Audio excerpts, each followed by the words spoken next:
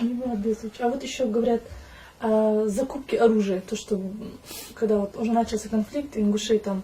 Да, вот я тебе расскажу. Да. Вот, значит, собрали 72 тысячи, 73 тысячи человек ингушей на площади Назарани. Вот, говорит, нас бьют, а вы сидите. Берите оружие, и надо нам драться. Ну, знаешь, сколько бы там не собрал, уже там случилось. Но что-то надо было делать. Женщины кричали, мужчины кричали.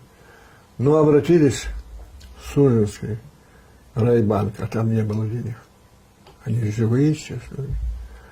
Обратились в Волгобекский банк, не было. Обратились в Назрановский, 60 миллионов рублей оказалось в Назрановском банке. Вот.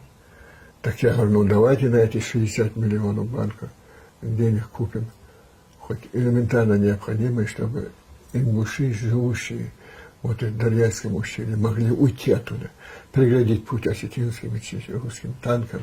Давайте его. Никто на себя ответственность не брал за эти 60 миллионов. Я отсюда только что с армии приехавший был один парень, он на меня наставил автомат, я, говорит, сейчас я твою худую грудь, говорит, прорыщу вот эти очередью. Давай деньги. Я говорю, у меня нет денег. Стреляй, подумаешь, там ничего страшного не произойдет. Кто он заплакал, заплакал.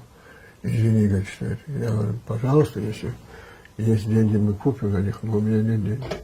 Сюда Тунгою Магомеду, говоря, Магомед, отдай деньги. Я, говорю, не дам. Тут у меня будут судить. Я говорю, хорошо.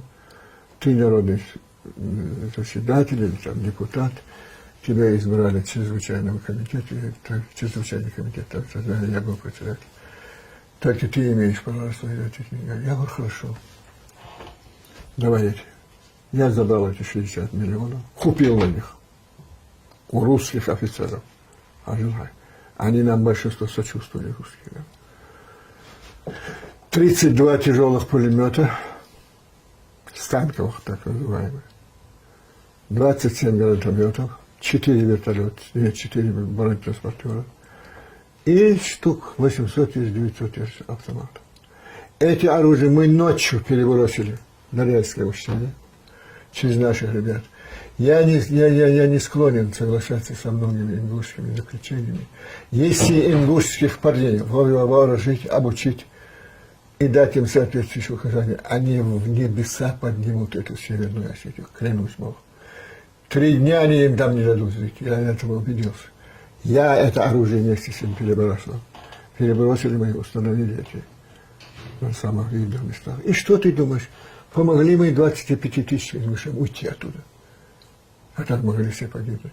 А зашли, благодаря захшиден оружие, тханул остых, братья наши осетинов на Федотав, за это его надо судить, а уж уголовное дело. Завести дырку. Дима его образ, верховный прокурор. Я лежал тогда с этой операцией на ноге, в Грозном, приехал. Вы не знаете 100-й части того, что было. Лежал я с этой ногой, он приехал, он мелхостинец по национальности. Говорит, ему от меня, а уж он приказал завести на тебя уголовное дело, вот тебе судить надо будет. Потому что 60 миллионов ты истратил на покупку оружия. Я говорю, да, но это оружие покупалось для отражения осетинской агрессии русской. Какие деньги? О чем вы говорите? Причем, ты знаешь, это деньги я как раздавал. Бумагу, вот Горбаков, 5000, вот купишь пулемет. Под расписку, под ткань, да что там невозможно было даже копейку присвоить. Вот купишь. И сейчас они у нас, пожалуйста, еще. Кому хочешь, можем доказать. Ну и, значит, перебросили это оружие, поставили там, где это надо. Утром русские сунулись туда, и осетины. Но знаешь, когда заговорят тяжелые станковые пулеметы и гранатометы, это совсем по-другому. И они назад. И ни третьего, ни четвертого, они боялись туда вообще сунуть. Так мы спасли 25 тысяч человек. Вот это может быть, они говорят. Да, это меня винили. А уж он 18 миллионов, говорит, из них. Я тебе там где-то пишу это. 18 миллионов, говорит, захватил и убежал. И убежал. Когда Ельцин меня вызвал в Москву, он считал, что я убежал. Вот так.